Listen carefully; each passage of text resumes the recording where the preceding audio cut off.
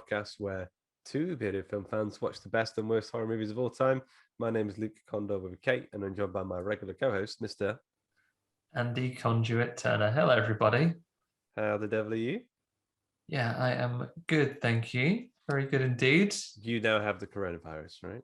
I do. I am stuck inside with the vid, but I feel okay. I've got a little bit of a cold, so for any real audio heads out there, sorry if I'm a bit snuffly over here. I'm not doing an ASMR video.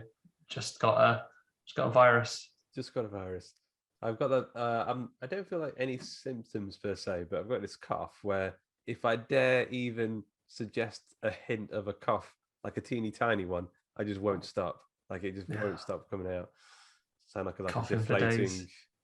What do they call the floating beds on the sea's called again? What's that called? Lilo. Lilo. Lilo. It's been a long time since I've thought about that word. A lilo. Yeah. Anyway. For a second, when you asked that, I thought, oh no, the pressure's on. I don't know what a lilo's called. Shit. It came back, thank God. Yeah. Have you had a good week?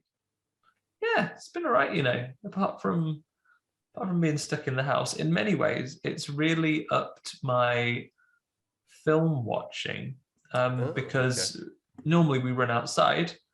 We're training for a marathon right now, which means a lot of running. Oh yeah. But because we're take your laptop with you.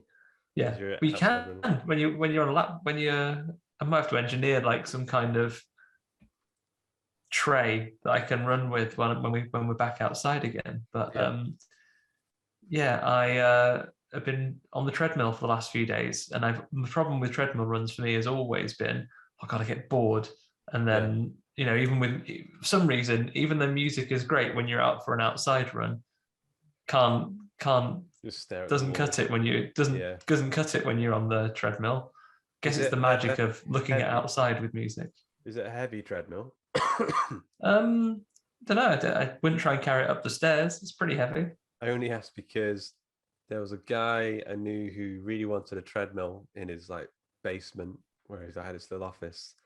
And he ordered one and really excited, but the delivery company refused to take it downstairs because it's too heavy. So they left it there on the side of the road, and then he called his friend, panicked, didn't know what to do. They managed to get it down to the basement, and then when he set it up, he was so excited. He stood on it, and he felt the ceiling graze his head because it was it was too low. Too low, and then he was stuck, I think, with his treadmill downstairs. You had to run like the people did in Madness with bendy knees.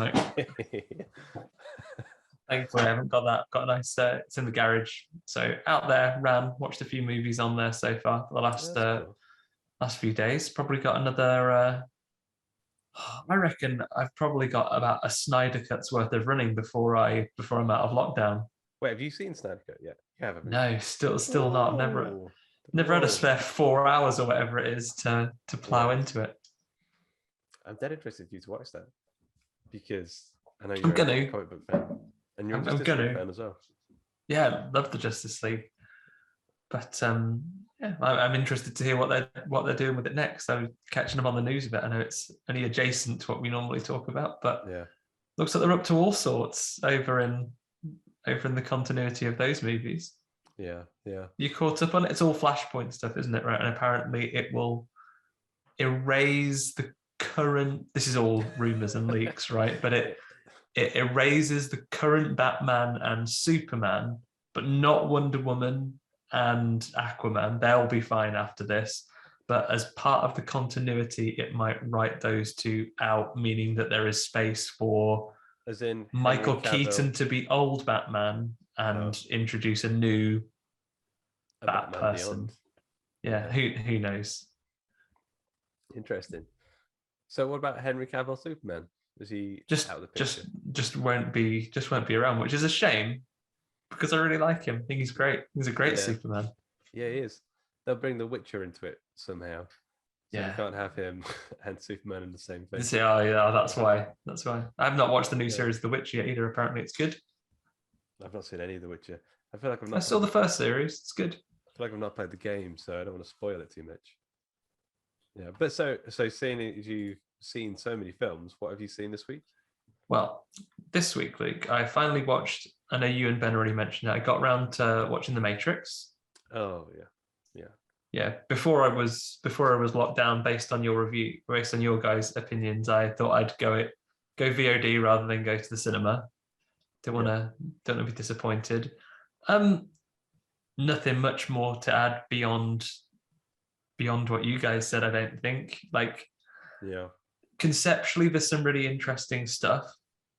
yeah, I think there's some really interesting stuff. The opening bit, where it's all very metafiction and what is the Matrix and so on, yeah.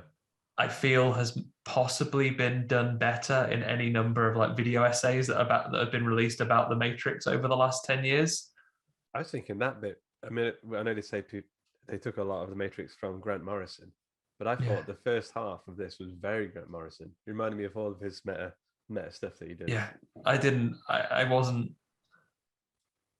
on board with the way it was delivered in the film, because I felt like, and it's nothing against the people that were behind creating it, but I feel that the version of that meta narrative they could get away with without the corporate side of a film being made saying, oh, you can't say that. Yeah. It kind of left it a little bit watered down, and it felt like is this a joke? Because it feels like a joke, but it feels like a joke that you haven't been allowed to tell properly. But lots of other stuff, all like, I don't think there was any performance in it that I didn't enjoy. Like, everyone in it is brilliant at doing their job. But the thing is, and apologies if this is almost exactly what you said, Luke, but even the Matrix sequels that I wasn't such a fan of the story with, I came out thinking, what a great action sequence. I could recall this action sequence now. Like, I could still tell you about that car chase in the second one, and how that pans out. I came away from seeing this and I'm not sure, I saw it a few days ago, and I'm not sure I could repeat any of the action sequences to you now. Yeah, it's a bit of a blurry mess at times. I don't know what the hell was happening. Oh, and for one returning character, like, geez, unless you've got subtitles, that was hard work. Yeah. Are we talking about where's the guy from the second one?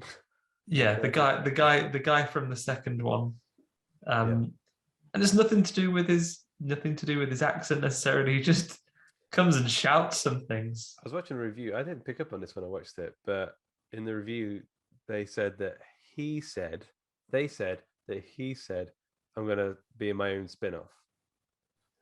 He says spin-off. Yeah, he does say sequels and spin-offs. And there's Bond said, "Oh, we didn't used to have all this B B B B B." Is what he says at one point. B B B B B. Yeah, I think he's indicating the pressing of buttons with his hands while he's doing it. So they didn't used to be in shorthand for video games. I don't know but yeah, it was. Okay. Yeah. It was a strange one. It's a shame. Yeah, it's a shame. Yeah. But I think also, if I'm honest, an impossible task. Yeah, I feel like the third. I mean, you say you didn't like the other two films, but I quite enjoy them. I quite like this. To be fair, I've not seen them for over a decade. Like, I've watched them fairly recently, and I enjoy all of them. I mean, I know they're not amazing, but they're really interesting, quirky sci-fi films. There's some interesting stuff about them, and I do keep thinking I'm going to go back and watch them, because I don't think I've seen the third one since I first saw the third Matrix film, like at the cinema. Yeah. So, that's a long old time now. I don't know. For me, The Matrix might be a great standalone movie that became a series of 4 movies. Arguably, I would say this new Matrix series, this new Matrix movie might have served better as a TV series, though. Because then you could have given time for that meta narrative to grow, and you maybe wouldn't have to be so reliant on meaningless action sequences. You could have just done even a lower budget, more considered piece. But anyway, enough of The Matrix. I also watched. Let's have a look here. I watched the remake of Slumber Party Massacre. Okay. Yeah. I liked it. There's some interesting fun things in there, and there's some graphic stuff. It has a bit of a TV budget about it, but it's quite quippy at times. You were saying me to an episode on it. Yeah, I think we should, because there's lots of fun kills to discuss. Yeah. Yeah, Okay, it's some funny stuff. Maybe we'll do one of the revisits where we'll do like a double where we compare it to the original or something. That'd be fun. I watched Willy's Wonderland at last, which you've seen, right? No, I've not seen it, and I feel like I should watch it. I feel like I would enjoy it. Is that I think you would. 21? Yeah, it's a movie from this year, I think. Willy's Wonderland Might end up on your list then. Oh, We'll it see. could do. Oh, it could do. Yeah, it's fun. Like Nick Cage, I didn't know this until I watched it. Nick Cage doesn't speak a word in it. Yeah. Does not say a word. But it's really funny. Really funny. Like very just mindless, entertaining stuff. It was a lot of fun. And then I watched a film featuring friend and former guest. I watched Emily Booth in Shed of the Dead. Shed of the Dead. Shed of the Dead. There was a short film about a killer shed. I think James. Oh, the shed itself is just a setting in this particular one. Okay, all right, okay, yeah. So the Shed of the Dead, it has big Evil Shaun Shed, of the you Dead. called it. Big Evil Shaun. Shed Rising. Army of the Shed. Army of Shed Darkness. In Shed of the Dead, it is about a. Sorry. It's about a man. He's one of those characters who is married to someone but hates their wife, and he hangs out in his shed all the time at the allotment, painting his warhammers. And Kane Hodder gets on at him for not having a nice allotment. Literally, that Kane Hodder gets on at him for not having a nice allotment. And then the zombies happen. The zombies are in there. Yeah, so it's got big Shaun of the Dead energy to it. It's got big, and lots of parallels with that as well. Like almost like you could see if they had that cast available. You know, if Simon Pegg, Nick Frost, and co had been available, these are the characters they would each play. But they weren't available, so these are the people that we. These are the people that we have in it. For the main two, it's just two main characters that are very those two. Everyone else is its own thing. But you know what? Like, despite that, I don't think it shies away from those. It doesn't shy away from those references or those touch points. There are some fun little gags in there, despite the fact it doesn't have the huge Hollywood budget that can be commanded from that series. And it's quite entertaining now. That got me through today's run, in fact. Stood up and ran watching it. It was very fun. Yeah. You shouldn't sit when you're running a marathon. It's very difficult. No, unless you're so good at running. Yeah, you just go along like Dalsim, just hovering through. Roof is too low, and then you have to sit and run it. You got to bend your knees like madness. Yeah. How about you? Have you watched anything new? That's it for me this week. The other night, I woke up at like 3. For some reason, I just couldn't get back to sleep, and I've been meaning to watch the movie Nobody for ages. Oh yes. And for some reason, 3 o'clock in the morning seemed like the right time to do it. It's the right time. So it's basically kind of Bob Odenkirk's John Wick. Have you seen it? I haven't seen it. I want to see it. I've seen a trailer for it. It looks great. Yeah, so it's Bob Odenkirk doing his own kind of John Wick thing, but it's nowhere near as emotionally drawing, but in a good way. Like it feels really light and fun action film. That's I don't know. Bob Odenkirk's just a great person to watch in any role, but he does the action stuff quite well. But he still feels funny. It's like he's got just a time, even when he's playing a straight man. kind of taciturn sort of guy, Yeah. he still seems to manage to pull off the comedy beats. Be like a little bit fun. It's a bit like, and I know it isn't such a serious thing. When we watched Bruce Campbell in Maniac Cop, which Yeah, on the surface does not present itself as a funny movie, right? yeah, But still, just his way of moving and timing things yeah, can't help it. yeah. Other than that, I've been actually, you know what? This is a bit weird. So I've talked about this before. Me and Kat, we have a thing where we watch one TV Oh show, yeah, and then like a cultural exchange. yeah, exactly, yeah. And this time we kind of met in the middle a little bit because we were kind of iffing and butting of what to watch, and we ended up putting Supernatural on. Ooh. Supernatural, if anybody's not seen it, is I think it so maybe like 2010 or something like that. The first, I think it was early in that, maybe like 2008. It's been going for like 15 seasons. Basically, two brothers, the Winchester brothers, go across America in a fancy car, and then get into like monster fights every week. It's X-Files, but Yeah, with but rock and they roll. both believe things. They both believe things. Yeah, it's all the other people who are Scullies. Everyone else is the Scully. They But turn it's up. Oh, there's a monster in now, mate. Nah, yeah, there is. I've seen this before. I mean, it's kind of cheesy. It's kind of pre prestige TV, so it's kind of pre Breaking Bad. But I actually think when it's doing the Monster of the Week stuff, and it's actually quite some of the horror stuff is actually quite horrific and quite brutal. I think it's really fun. Like it's just so I don't know that formula that X Files kind of started. I think it would have been X Files that started that, where someone Yeah. dies at the start, some weird supernatural thing, and then our two compadres turn up and try and figure out what's going on, and then they kill the supernatural thing, whatever it is. It just works. It's just such a solid, entertaining Yeah. like way to spend an hour.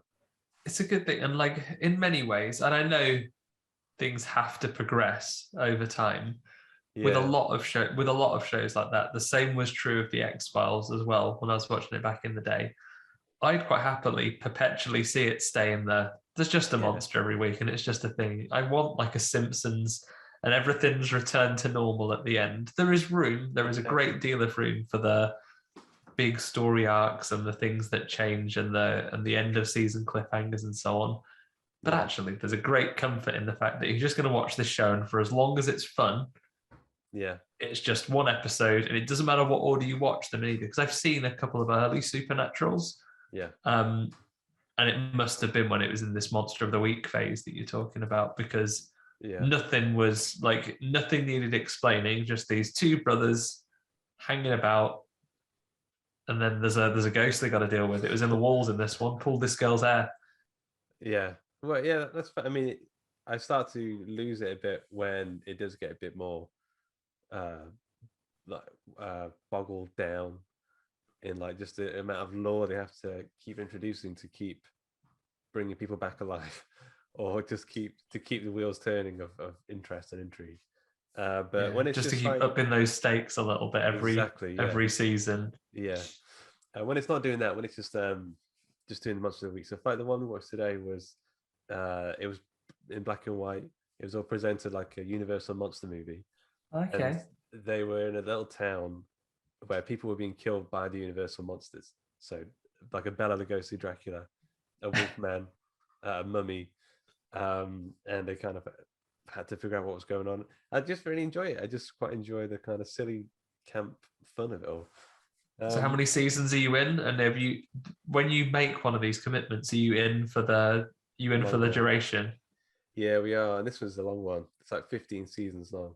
Oof, Yeah. And I'm not that's too this sure I'm year gonna. sorted. Yeah. Other than that, I've been playing.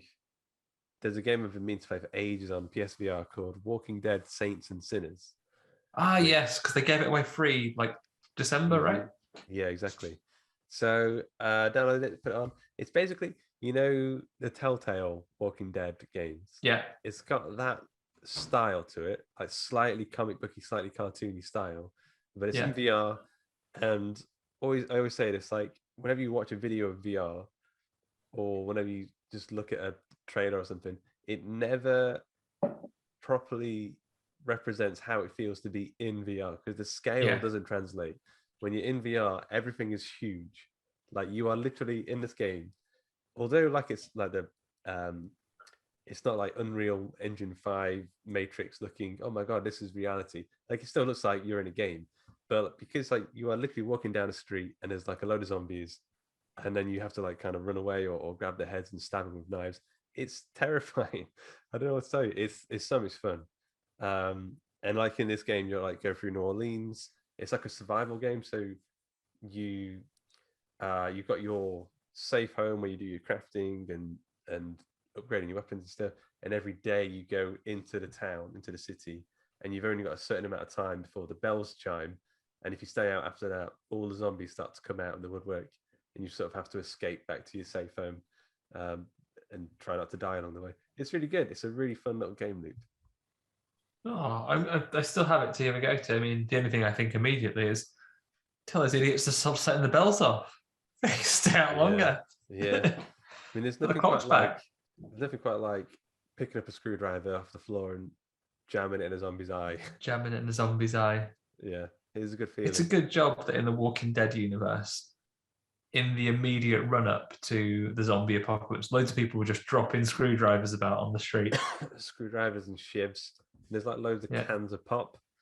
Nobody wants loads of cans of pop. I think maybe a pop fan, a pop truck fell over or something and just spilt those tinnies everywhere, and then the fella from 28 Days Later hasn't drunk them all up yet. Exactly. Yeah. Still remember that. He's getting that tummy ache from running up the stairs, all that tango in. Yeah. But yeah, that's good. I know we've skipped over. Tell you what, Ben takes a week off, and then we've completely skipped over important horror news. Is there anything we need to cover? I don't know, actually. Oh, well, Morbius has been delayed. Oh yeah, Morbius has been pushed back. You upset? No. I wouldn't say so. Are you? Nah. I feel like I don't know. Weird idea to have a film. I mean, I remember when it was amazing that we got a Spider-Man movie, and then it was kind of amazing that we got like an Ant-Man movie. But to make a movie out of Morbius, I don't know. That seems insane. Yeah. Who knows? I don't know. I only know Morbius from the 90s Spider-Man cartoons. Yeah, where because for legal reasons and like censorship, because TV sucks people's blood out through his hands. Yeah, he also had like a wicked like green goatee or something. Yeah. I see. I should like him for that because I loved that series. Yeah, but I don't know. He never wore a t-shirt or a top. He just always had his leather jacket over his. Just a big leather jacket. Yeah, his pecs and six pack vampire abs out. Yeah, I don't know. Is it a Jared Leto thing? Is it a? Am I less interested in Morbius as a thing of all the Spider-Man villains they could be doing like doing a film on? Should be excited about more Spider-Man stuff because I really liked the last Spider-Man. Yeah, it's just kind of in this weird space, I guess. Yeah, I prefer the Spider-Man films with Spider-Man in them. I think what might make this more interesting, this is my hope for this. Have you seen Eternals yet? Which I've also not seen. No, not yet. No, for some reason. Spoilers for Eternals if anyone cares. It's not even part of the Eternals thing. It's the sting. It's the sting for at the end of Eternals. There are two post-credit scenes. One is Harry Styles going, "All right, it's me, Thanos' brother." He's nice. What? It's all right. Yeah. And the other one is Harry Styles. Yeah, the One Direction guy is Thanos' brother. Yeah. What the? Thanos. Okay. No, it's not. But he's a handsome spaceman. And the other post-credit scene is Kit Harington, who is the cast as the Black Knight, but isn't playing the Black Knight in this one. He goes, "Oh, there's a sword in this box," and then he's about to touch the sword, and someone says, "Yeah, don't touch that sword unless you want to be in all sorts of trouble." And You don't see who it is, but the rumor is that perhaps it's Blade. Morbius becomes exciting if it links into a Blade movie, but I don't find it exciting otherwise. That was a very long way of saying that. Yeah. Okay. I mean, it's intriguing. I'm still kind of stuck on Harry Styles as Thanos' brother, but okay, fair enough. Did I mention this when I was with you last time? There's a bit of trivia that I learned very recently, and I'm not sure they'll ever do it in the films because Wesley Snipes was so iconic. But early comics, Blade is English, Blade's British. Yeah. That's mad. I can imagine it now. A very, very different Blade we could have. It's weird the way movies change comics and stuff because, I mean, Nick Fury used to be David Hasselhoff, and now he's Samuel L. Jackson, even in comics. It's that's interesting crazy, how that happens. Yeah, apparently in the comics they just turned out to be two Nick Furies in the end. Yeah, because Samuel L. Jackson, Nick Fury is from the Ultimate Universe, and they're together now because Miles Morales took over from Peter Parker. That was a Peter Parker in Ultimate Universe, but he died, and Miles takes over as Spider-Man, and then that is the Miles that's in regular comics now because those worlds got merged. Yeah, I think eventually that's because of Age of Ultron. Okay, yeah, comic logic. Yeah, we'd be here all night. But yeah, I don't have any other horror news. That'll do. So I guess the meaty topic of discussion, the one that I always really enjoy looking at people's end of year lists and reading their favorite film of the years and stuff. So this is gonna be fun. How did you want to do this? We could round robin our top 5 maybe. Shall we? I know you've got some special awards you want to talk as well. Should we do a couple of honourable mentions first, maybe? Okay. Yeah. And then we'll do we'll round robin and we'll go from 5 upwards to 1. And we'll talk about the movie the first time it comes out. So if it's my number 5 and it's your number 4, we'll talk about it when it first comes up, and then when it comes on the other list, we can move along. We're just trying to find Ben's list. Oh yeah, we'll talk about any on Ben's behalf, and we'll assert what we think he thinks of them and why he likes them. Yeah, cool. So what we do? Honorable mentions. So honorable mentions first. What have you got for us? I'll go with my first one, which is A Quiet Place 2. Which is crazy that it's on my honorable mentions list because at the time I was like really, really enjoyed it. I don't know if it was like my first time back in the cinema, I think. And I was on my own. Yeah. It was very quiet in there. It's a very quiet opposite place. Of Spider-Man. Yeah. Have you seen shouting. Quiet Place 2? Yes. Yeah, it was probably one of the first films I saw back at the cinema as well. And you're right. I think in other years, perhaps, would have been an easy top 5er. But I do wonder if, because it was like very, very early in the year, if it's kind of fallen away a little bit. Like if it was later and if it was more recent, it might be more top of mind. I don't know. Very true. Although I think people will be speculating, but I think my top film is like mid-year though.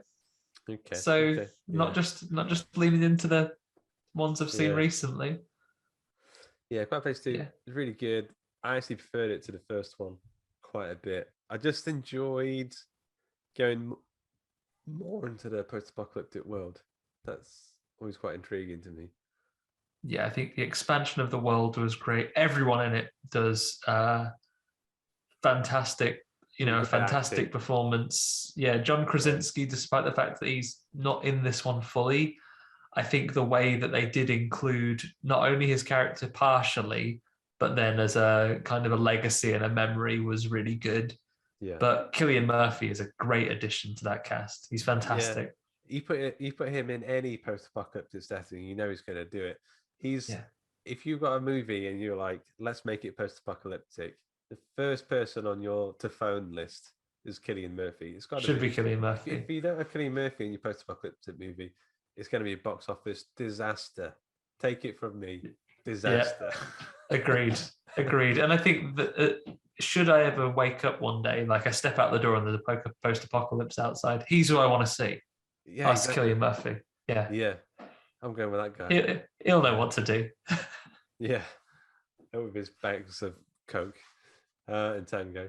Okay, next up on the honorable mentions list, what have you got? Right. I had to wrestle with this one long and hard, Luke. Technically, this one would have featured really high for me, and I consider it a movie from this year because we got it over here this year. But I'm going to play by the strict rules of the game, which I'm going to because I love a rule. I'm going to go with Psycho Gorman. We got it this year. Technically, it's a 2020 movie, though. I understand. That's what it says on Letterboxd, that it's a 2020 movie. So I will not list it in my top 5. Well, it would have been extremely high. I thought that was going to be your number 1. I thought you were going to include it this year.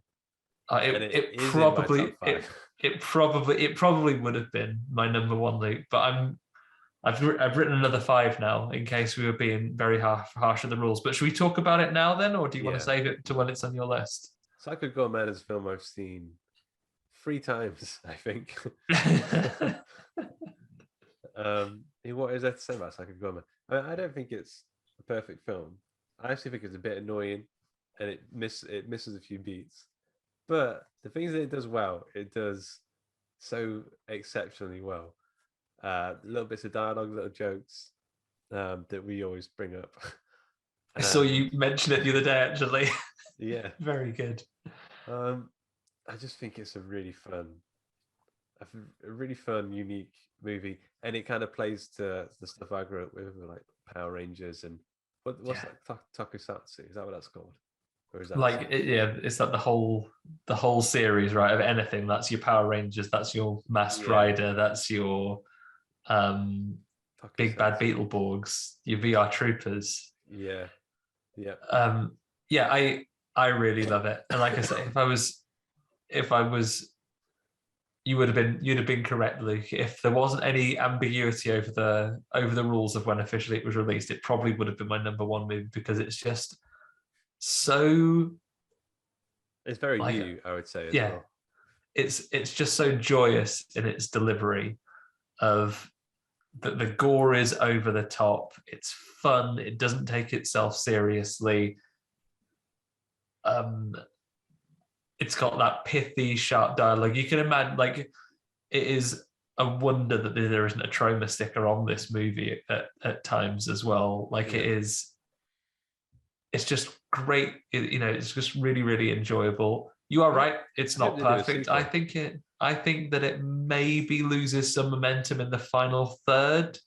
It can't keep up. I think if you had the sharpness of delivery from that first third all the way through, then it's impossible, like an impossible task almost. Yeah. But there's some great things. I also hope they do a sequel. I backed a Kickstarter if they're doing a comic series, I think. And I think we mentioned on the episode that this is the kind of thing you would want action figures of, and I think they are doing action figures of it. That's good. Yeah. Yeah, I do hope they do another one too. I think we mentioned on thing, I'd watch a series of this. They could do a really good series. In fact, series would work really well, actually. Yeah, you could do like almost a Power Rangers thing where there is a monster every week. Yeah. Where he fights, but he is the monster every week. He destroys another planet every week. Yeah. It'd be great. I would watch the hell out of it. But yeah, I put it as an honorable mention and picked things that, in the strictest possible terms, came out in 2020. But yeah, that's one of my honorable mentions for the year. Well, that might change my list. What I'll do is when I get to my list, I'll say where it was gonna go. And I'll work it out. My next honorable mention was I'm either going to say the entire trilogy, but specifically Fear Street 1978. Oh, perfect timing. I have this listed on my list, Ben. Not Ben. Like it hits my number 1, 2. It's my number 4. Does Fear Street 1974 specifically as well. You could expand that and say the whole trilogy, because I think because they came out like 1 week apart. But if you're saying pick one of those entries, I would do that. It would have been my number 4 for me. I had a lot of fun with it. I think it was really nicely made. It had a real, I guess, a real kind of mixture in the way that it's done it's done, and it has a touch of those Goosebump stories about them too. So there is almost an introduction to horror feel about it, but then they're incredibly bloody and violent. Like, they're all 18 certificates, right? They've got to be, yeah. Maybe not, because there's not that much swearing in them, which I think no one says fuck all bugger. Yeah. But people are getting like axed in the face and stuff. Yeah, that girl gets bread sliced in the first one, or cake sliced. Oh yeah, everyone dies. Yeah. It's really interesting. And I think that the middle one, is it 78? I thought is it 78. It's in the 70s for sure. Okay, yeah, that one in the 70s. I think that summer camp slasher vibe really worked for it. And for me, that was my favorite one as well. Like, really, really good performances. Apologies, I don't have a name in front of me, so I can't pull it unless I click through it. The girl that plays in Stranger Things. Yeah, she's like heading away to being typecast. She's always like a slightly like rough around the edges, no nonsense, like hard ass in these things. But such a great performance, such a great setting. If you're going to do either a 70, like a nostalgic film, and you don't have her as your two-phone person number one, your film or TV series is going to be a disaster. Yeah. You get her on the list. Who else do you want? You want a Stranger Things kid if you're going to have anything that's set in those times. Ideally, Finn Wolfhard. Is that his name? Finn Wolfhard. Yeah, Finn Wolfhard. Ideally him, but any odd two really. As long as it's not Will, he's a little bit creepy looking. He's going to be the baddie in these things. Your little Victorian ghost boy. He'd play that really well, I think. He could do, if in Brahms 3 Tokyo Drift, he becomes a real boy, he could be Bad Boy Brahms for real. He looks like he does look a bit like a Pinocchio sort of character. Like he was a wooden boy who's come alive at some point. Pinocchio, Cool. If Guillermo del Toro is not calling that boy who plays Will to be in Pinocchio, he's in for a box office disaster. Disaster. Yeah. Okay. So, by the way, Nightmare Alley. When did that come out? Did that come out this year or last year? Nightmare Alley. Nightmare Alley McBeal. It's the new Guillermo del Toro film. I think it maybe came out last year, but I don't think anyone's seen it. No, I haven't seen it. Is it this year? Is it one of those things that is this going to be an honourable mention next year, Luke? Because it technically came out last year, but we haven't seen it yet. Okay, First Street, what's your next honourable mention? Look here, my list here. I think that probably does it for honourable mentions for me, just because I know from Ben's list that one of the other things that I would have mentioned honourable mentions does come up on his top 5. So I'll hold fire. Has Ben got any other honourable mentions to bring up? Yeah. So he's got a couple. I've got a couple as well, actually. So he says honourable mentions. We Need to Do Something, which is the Max Booth film, which is really good. Really enjoyed it. Have you seen that one? I haven't seen that one yet, so I cannot comment. Could have been my number 1, Luke, but I've seen it. So yeah, this next one he mentions, I'm not going to mention for a certain reason. Conjuring 3. Wow, that's not even on my mentions list. I didn't even have it to mention either. I forgot all about it. Yeah, and we talked about it last week. Yeah, came up on the quiz, but yeah, I liked it, but maybe this is a victim of the fact that it's in such a well-established series and continuity now. Yeah. Where this is like the horror version of the Marvel Cinematic Universe, where I can't tell you what came out on the thing. It's just a series that's happening. Yeah, exactly. It's like a really big TV show. Yeah. It's just going to carry on. Okay, so He also says Army of the Dead, which hasn't made any of my lists. No. But I appreciate it for what it is, I have to say. Yeah, It's I swung for the fences. I enjoyed it just fine. Yeah. But fucking robots. I like that. I think I want to know what's going on there. Yeah. A couple more honorable mentions. That's what he's banking on, like. Yeah. A couple more honorable mentions to my side. Titan, which we did on the podcast. It's a fantastic film, and it probably should be in the top 5, and it's probably someone's number 1. But I don't know. I thought it was a fantastic film. It just didn't hit my top 5. And also VHS 94, which I'm a huge VHS fan. I don't know what it is about these films. I just really enjoy them. I really enjoy even though not all the segments are great, and the wraparounds tend to be a bit shoddy. I just enjoy the format of found footage, low budget-ish found footage movies where the directors kind of just get to play and do whatever the hell they want. And this one had the segment with the, it's like a, I don't know, like a Bioshock. Yes, that was an excellent one. When you paused for a second, I was like, right, it's going to be the robots, or it's going to be Ratma that you mentioned. Both of those are great. Yeah. Yeah, there are some great moments in that. Yeah, that I think that's worth mentioning, especially as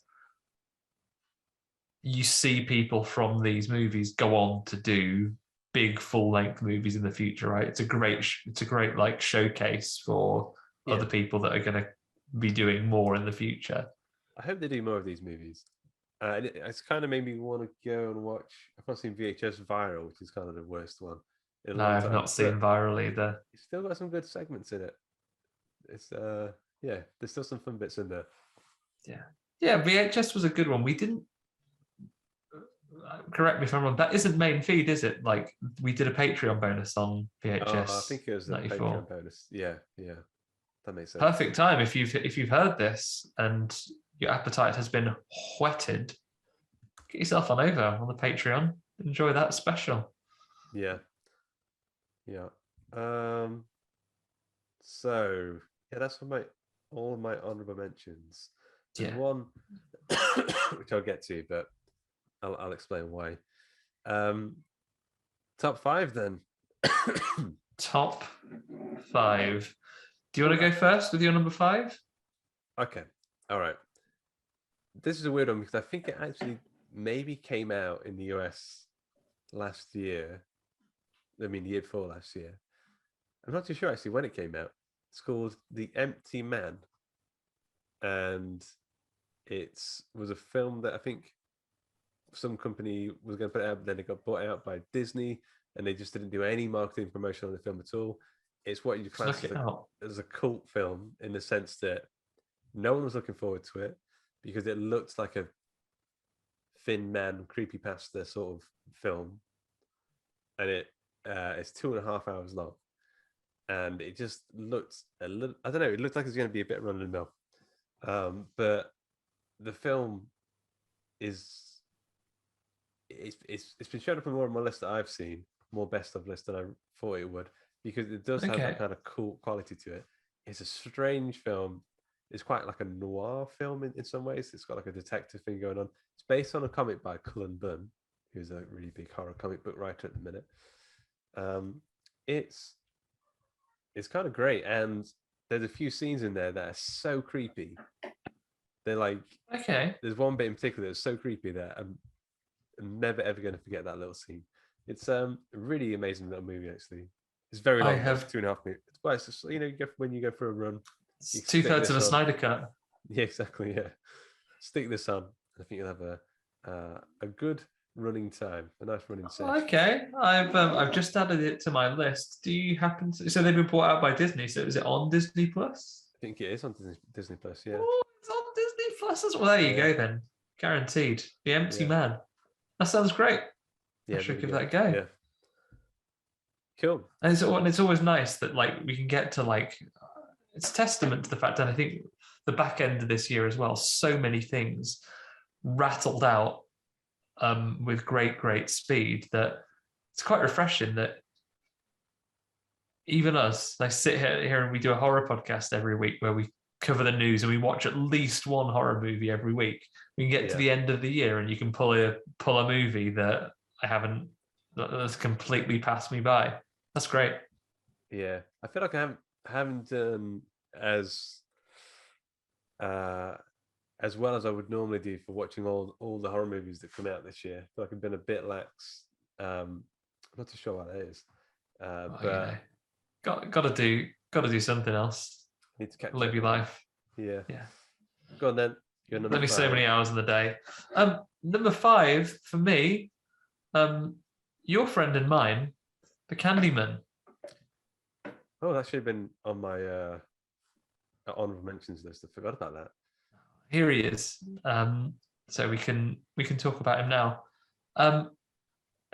So much to enjoy about this, and I think we talked about it in the show as well. There are some things that didn't quite work for me, particularly around the agency of the main character towards the end. But those minor gripes aside, from a presentation point of view, some fantastic visual work that happened there.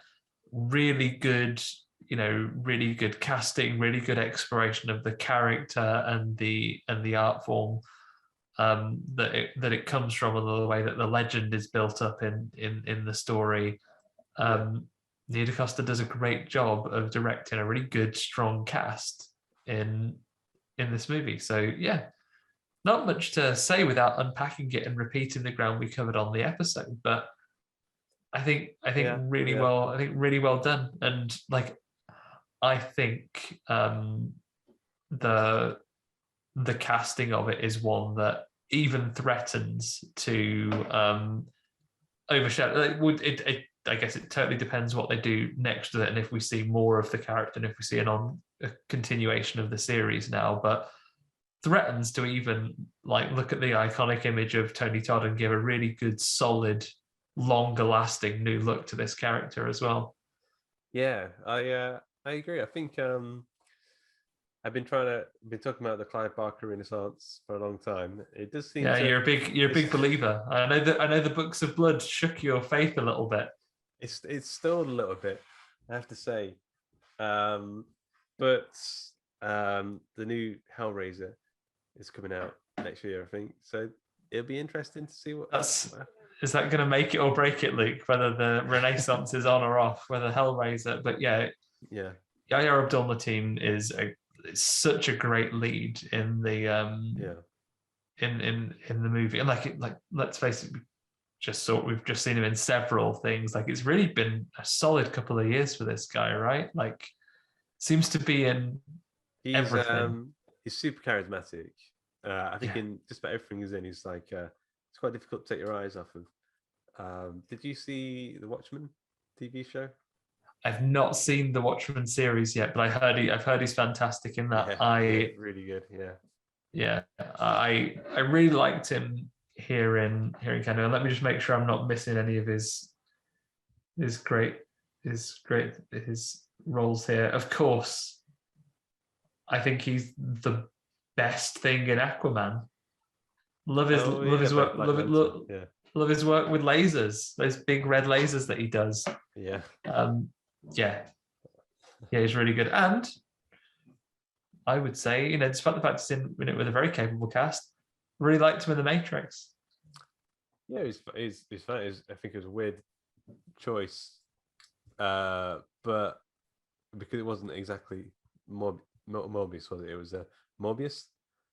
Michael Morbius, the vampire. Okay, so my number 4. Or do we do Ben's number 5 before we move on? What has Ben got? Well, it's that we have that's the same. What is he? Did he not just give us 5 honorable mentions? I might have missed. Oh no, I see here. Oh, okay. I missed these. So here's were these in order? I think so. Let me have a look here. So honorable mentions, top 5. Okay, so if these are in order, then Oh no, so I said, is that your favorite? And he said yes. So Titan was his fifth. Titan would be his number 5. Yeah. So Titan would be his number 5. You talked a little. Do you want to add anything about Titan? Now that it's been listed somewhere. No, I'm glad it has. Yeah, it's a good film. Hit Ben's top 5 there. I still need to catch up and watch it. Okay, so my number 4 then is Last Night in Soho, the Edgar Wright film, and it's also. Well, I don't know if we should say it. Is it on your list at all? Anyway, I guess it is on my list. It's a little higher than yours. Not as high as it is on Ben's though. So yeah, let's go for it, Luke, and reveal it while we're here. So it's your number 4. It's my number 2. It's Ben's number 1. Right? Unless I'm reading this incorrectly. It is Ben's number 1. Yeah, Ben's number 1 of the year. Last Night in Soho. I know he's a huge Edgar Wright fan, though, right? Yeah. I mean, I'd rather imply that. So he's a big fan of violence against women. No, very stylish, right? I think that's the thing that you come away from that film, like beautifully done in so many ways. Yeah. It's Edgar Wright, so that every single frame is intentional. Yeah, I'm pretty sure he storyboards everything to the nth degree. And if you've seen like any of the behind the scenes stuff when he's like making Scott Pilgrim, you kind of understand how exacting he is to have everything where it needs to be, and the timing and everything needs to be perfect. He's a person for like the incorporation of music. You know, when he's eating his food, he probably has to eat it in a certain order. Peas first, then your carrots, then your potato, then meat or Yorkshire pudding last. Doesn't matter. He times them at the same time, like a match cut between flavors or something. It's a great. I mean, it's a fantastic film. I really enjoyed it. I don't know what to say about it. Really, I don't think it's definitely not my favorite Edgar Wright film because I feel like it's missing some of the gags. I guess I don't know. Yeah, it's such a shame to see him not having a comedy element because you're so familiar with that. So I watched Hot Fuzz the other day. Really like that I also really like that he's moving away from comedy as well. So I do appreciate that as element as wow. It's weird. It's like, I listed it more highly because I found it incredibly compelling. It was quite chilling stuff. I think the performances are phenomenal in it. And yeah, like I think with the musical elements as well, like Edgar Wright uses music so well in his work. And the way that the lighting and the color works about it, and you cannot take your eyes off, and it's not like to take anything away from Thomas and Mackenzie's performance, but Anna Taylor-Joy, you cannot look away from her whenever she's on screen, and it's so well done. I think maybe the only thing that's kind of holding it back in my mind a little bit is the Doctor Who-esque stuff going on, like with the zombie people. Yeah, and Doctor Who, and obviously it doesn't help that if you're getting Doctor Who vibes, and then Matt Smith is in it, and he does the classic Doctor Who thing of holding someone's hand and then running a little bit too fast. Yeah. But if you whenever I think of Doctor Who, I always think about people holding people's hands and running. Yeah. It's about running while holding hands. That is Doctor Who to me. Yeah. Okay, so that's my number 4. I guess it's your number 4 now, right? My number 4, we talked about it. So Fear Street in particular, 1974. But we covered that. I guess if we're here, we can add that little extra flavor that say I would be more tempted to really lean in hard and say it's the entire trilogy if it wasn't for the third one really like dropping the ball ever so slightly, mostly with the accents in the past. Yeah, I know you weren't happy with that at all, were you? No, and maybe it's my problem. maybe it's that actually that is a very authentic New England accent circa 1800, and all of those actors absolutely nailed it. But what it feels like for me, and I've never claimed to be a linguist, Luke, not today, not in the past, not in the future, but what it feels like to me, and an educated viewer, is that it's a lot of people who naturally have American accents, doing really bad Irish ones. Yeah, that's probably about right. I don't know. Yeah, I mean, no one goes so far as to like do any like stock phrases or anything like that to try and get the accent, but Yeah. it is grating, especially like in light of the way they're released. You know, it was a weekly release, and you've just seen these people. I think that probably doesn't help when you've already heard them doing their normal accents. Yeah, and then all of a sudden it's like, or me. Yeah, yeah, top of the morning here in New England. Yeah, it was a hard one to swallow. Yeah, but there we go. So Ben's number 4 was Ghostbusters Afterlife. He's called Finn Wolfhard right in to make sure his 80s based thing has not been a box office failure. Exactly. This was the one I would have given as an honourable mention, because, you know, it's nice to see the universe and busting ghosts back in it. And I had a good time. I was smiling all the way through that movie. Didn't quite make my top 5 list, but it was a lot of fun. Yeah, I didn't make that episode when you talked about it. I thought it was a lot of fun. I really enjoyed it. I particularly liked the music and the editing, even the editing, the way that the shots were matched, so were cut together, seemed very reminiscent of the original. I thought it was great. I don't know. I think, you know what it is. We talked about before about like the new Spider-Man movie. It does the nostalgia thing, but all of the elements of nostalgia really add to the story. Whereas this, I think, was a bit of a victim to that, the other side of the nostalgia stuff, where it's like, did feel a bit like they were just chucking nostalgia stuff in there because it was fun. And it Do you remember? Yeah. Do you remember this thing? Yes, I do. Well, in that case, you'll love this. And I'm a bit. I guess we're going to spoiler territory here. I don't know. You know that ending where the good guy. I just knew that ending was going to happen. Yeah, where the original good guys turn up, and I know they did a little bit more, so it wasn't just that they turn up and win. Yeah. But yeah, it does kind of feel a little bit like that. Yeah. Who's your favorite? As you weren't here for the episode, who's your favorite of the new Ghostbusters? Paul Rudd. Does he count? Paul Rudd.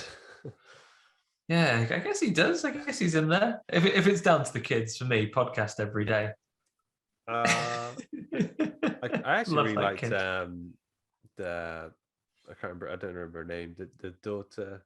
The granddaughter even. She's like new Egon. So much like Egon. Like she had the Egon sort of qualities down really well.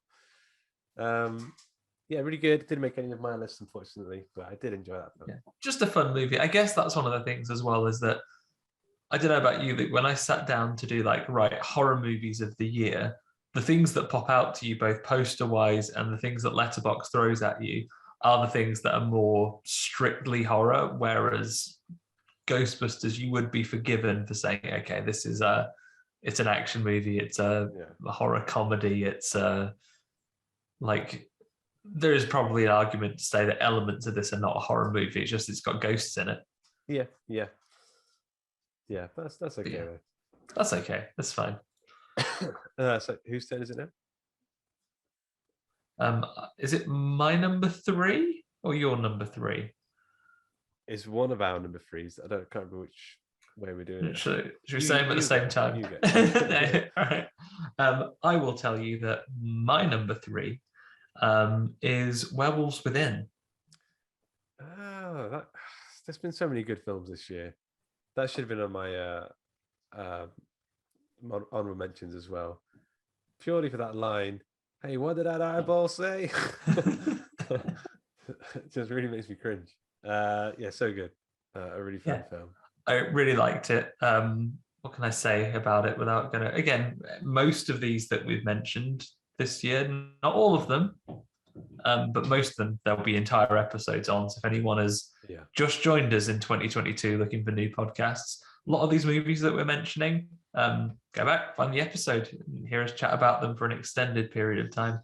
But for me, Werewolves Within, really nice setup. Is it an example of one of the best video game adaptations? I've not played the video game. I can't tell you how closely it is adapted. I've heard it's quite But different.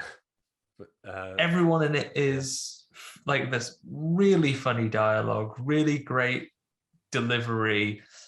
There's some chaotic like killing off of characters towards the end as it all begins to escalate. It's just really really charming in its delivery of everything that it does. And I really enjoyed watching it. And again, the test of something that's truly enjoyable. We watched it the week after a previous movie where I'd been watching a room, and we'll come to this one later. It's not going to be on my top 5, but I'd watched one of these movies, and Karen had sat in the room and gone, "What is this shite? Oh my God, I'm going to go in the other room next time you're watching one of these movies." And then she was in for Werewolves Within, and she like got up at the end of it. That was really good. That was brilliant. I loved that. Like, I got like some kind of redemption to still be able to choose movies in the house for shared watching, because it was a thoroughly enjoyable movie. Yeah. So I didn't make my list, but I really enjoyed that. I don't think it didn't make Ben's either. I don't think. No, it didn't. Okay, so my number 3. Well, I did put Psycho Gorman, but I don't know if that fits with the rules properly. I mean, I think it's pretty sure it came out in 2021 here. Yeah, you can live your life, like if you want to keep it as number 1. See, I thought it was going to go the other way around. I thought I was going to bring Psycho Gorman, especially because it was likely to hit number 1 for me. Figured I might get emails saying, technically, and it came out in 2020. Get it right. Yeah. Well, I'm realizing that a few of my films, The Empty Man, I think might have been a 2020 film in America and 2021 here as well. I'm not too sure. So I feel like it's just my vibe. I like retro films. Yeah. Although, like, you wouldn't be the only person that's not lost track of time over the last 2 years. There's been a bit on. Yeah. So Psycho Gorman, we've already talked about it. It's fantastic. It's very unique, very fun, very silly, and a good time all around. Yeah, that it is. Does it feature in Ben's list at all? I don't think so, no? No. His number 3 is Candyman. The Candyman. Yeah. So what's your number 2? So number 2 for me was Last Night in Soho that we just covered. Okay. Number 2 for Ben was, no, in fact, we'll do mine and then we'll do Ben. So my number 2, I'd be very curious to know if this has made your list, and I may never be able to watch this film again because the element of mystery was such a big thing that's propping up this film for the first half. It's Malignant. I just think I just had such a blast with the film. Like after all the hell went, it went completely crazy. The big reveal happened, and it's like some bizarre fight scenes, and better than the Matrix Resurrections fight scenes. And I just thought that's true. Like I talked about when we left the cinema, me and my friends looked at each other, and we just kind of gobsmacked because it was an awful movie in some ways and an amazing movie in other ways, and it was so fun for that reason. I think I didn't rank beyond 5, but like I didn't mention it in honorable mentions because I had a feeling it was going to come up. I didn't have Ben's list in front of me, and I could have thought it was I thought it was perhaps in there, but it was maybe my number 6. It could have challenged Candyman, and again, that is a huge swing on behalf of the later parts of that movie. Like even the last half, the last third, the last quarter, the last Yeah. 15, 20 minutes. Yeah, Malignant, when it goes off, it goes off. When that little boy is chucking chairs and when he's beating up like an entire like video game fighting game roster of people in all the different outfits in that prison cell. Yeah, when that bad boy Gabriel goes off, he goes off hard, and I just maybe individually the best single shot of a horror movie for this entire year is just losing that chair across that police department when he lobs that chair. The more I think about it, the more I feel like it's just insane. Like there's one bit where a plot point in the form of his mother falls through the ceiling into the story. There's just so many ridiculous moments. Yeah, it's absolutely wild. In time, maybe I'll understand where this fits, because I still, to this day, I might need to buy it on like a Blu-ray or something so I can get a director's commentary. No, to get a director's commentary so I can understand whether he did it on purpose or not. I think if the first section of that film and the way the characters work and the way that the police procedural element of it works, or doesn't work, if that was deliberate, then it's phenomenal work. If it was made earnestly, then it weakens it somewhat, because genuinely for the first hour of that movie, I was like, what am I watching? Like, what's happened? Even if it was done earnestly, I think I'm starting to enjoy that even more. There's a guy I know, he's a really fun, lovely guy, but he has this habit of when you at work, sometimes we sing songs. He'll join in and add extra lyrics that aren't in the song, and he doesn't know that we're actually singing a song. It's not, we're just making up something up. But there's something really nice. He's ad-libbing. Exactly, yeah. And he just sings along to his own sort of tune, and it sounds bad and it doesn't make any sense. But we just look at him and say, "Nice one," and he looks really happy, and it's just really lovely. Yeah, exactly, yeah.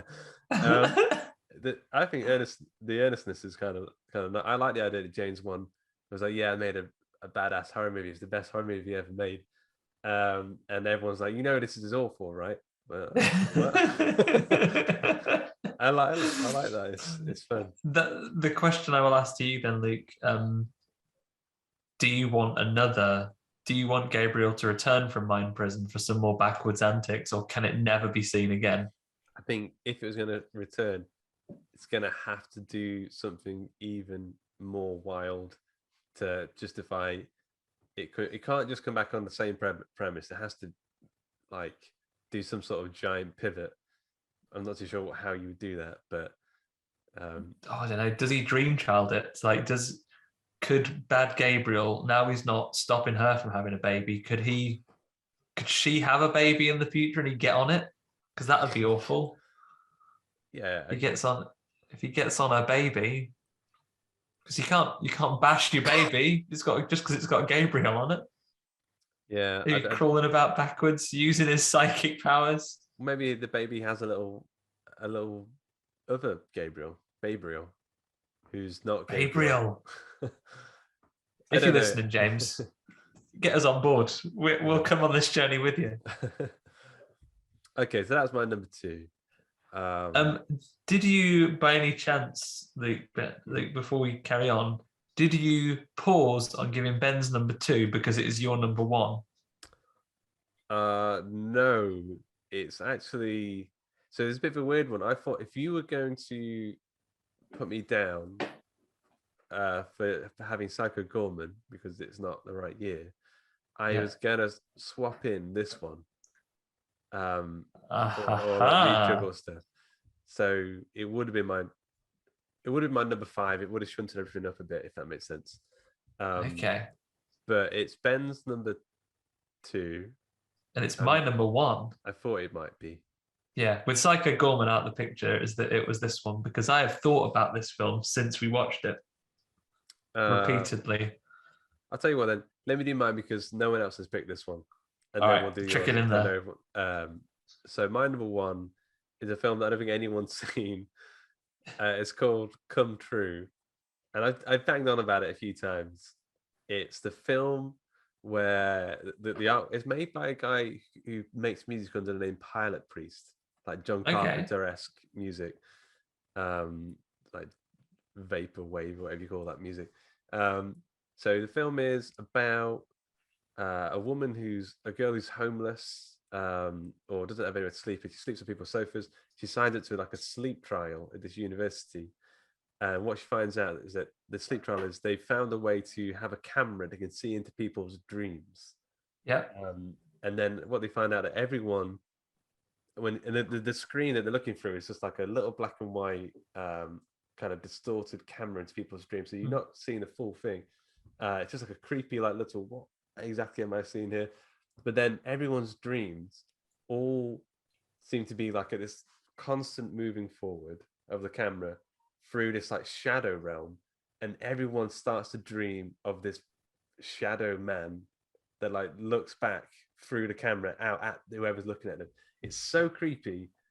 It's like so unnerving, and it doesn't look or feel like any other film I've ever seen in my life. And it gave me nightmares. It's the first film in years that was giving me nightmares. It's something to do with the way the camera moves in those dream sequences. I drifted off, and I had those dreams. And Wow. I've recommended this film to a few people. One person You've said definitely spoken to us about it. It's on my watch list right now, but I've not seen it yet. One person who watched it, my friend Maddie, she said she also had nightmares that night after watching it. Another friend said they had weird dreams, no nightmares, but weird dreams. And I think it's something to do with the way it's shot and these dream sequences.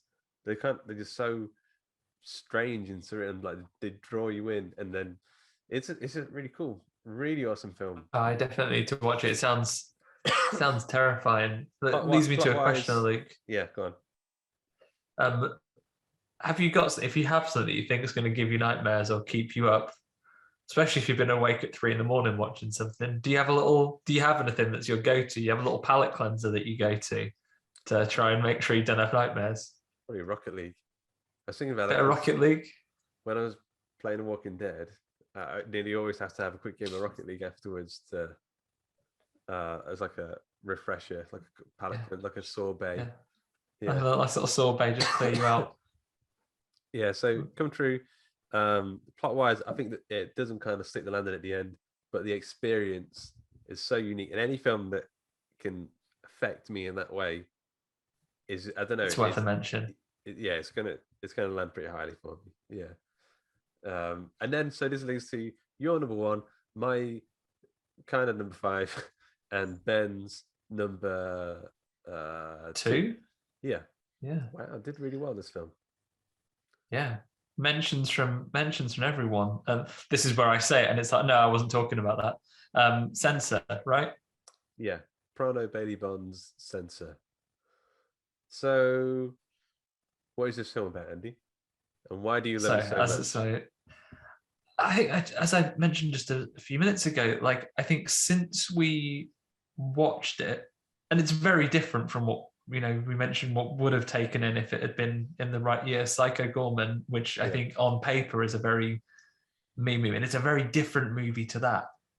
But this is a movie that I think I really thought about afterwards, and it really stuck with me. So for those who haven't listened to our episode on it or haven't seen it, because it hasn't had the widest release. It has had a UK cinema release here as well now, right? But limited. So it is a film set in the 1980s, particularly in the UK, when we had a political agenda surrounding what were labelled video nasties at the time, where movies were widely banned from public consumption, were censored quite heavily if they still got to remain out. And we had a huge culture of like renting, particularly like horror movies and stuff here. And one of these censors that was following government regulations for video review, categorization, and censorship. It's about them going through these videos and finding particularly disturbing films and censoring them. And it kind of spirals from there. There's a mystery element in that our lead character has a connection to it, and a mystery in her past, and a sister who is disappeared, presumed dead, and something she sees in a movie is extremely reminiscent of her experiences as a child when her sister went missing. And it's about, well, there's some good ambiguity to it. There's some surreal elements to it. There's some mystery to it. But overall, like, it's a film that I think it really stuck with me. I really thought about it, not only for the way the story unfolds and some of the really, really neat visual tricks and the visual representation, so non-spoken delivery of story and deliver of like the horror and the reveals that come in those final scenes, but even in the mundane and the delivery of the basics of the story where you begin, so authentically crafted into that experience. I'm a little older than yourself and Ben, so I was a little older in that period of the 1980s, and I felt like it was exactly as I remember it as a kid. Yeah, I feel if I could smell this movie, I would be able to smell it, and it would be like what it was being a really little kid in the, for me, sort of mid to late 80s. Going around and going to the video shops and being scared of the things that I saw in there, because I would have been, like between like 5 and between 5 and 7 in the sort of late 80s. But like it was great. Like, I just had a great time. I really loved even just the shots where she's like walking to the train station. The kind of grotty looking filmic look worked really well. Yeah. But I remember, so in a couple of other podcasts I listened to, they were saying they didn't feel like it worked in the ending. And I remember feeling that way a little bit. But then when we talked about it on our episode, it kind of revealed to me what its intentions were a little bit more. And I think it really went up in my book when we started to talk about it more and digest it. I think it's a really interesting film. The more I think about it, the more I kind of love it and kind of want to watch it again. That's what kind of stuck with me going through it as well. Like, we watched it and I came away. I think I watched it the night before we recorded, and I was like, oh yeah, that was pretty good. And I think my ranking probably went up like several, not several, probably went up like another letter as we went through and we spoke about it. And I was actually, there's quite a lot to unpack here. And I think one thing to recognize as well is just the talent behind making it as well. I think Prano Bailey-Bond's going to do some great things. I don't think she's done her best work just yet. I think there's more great stuff to come. I'm just taking a look now while we're talking about it, actually, to see if there's anything else due or anything else that's announced.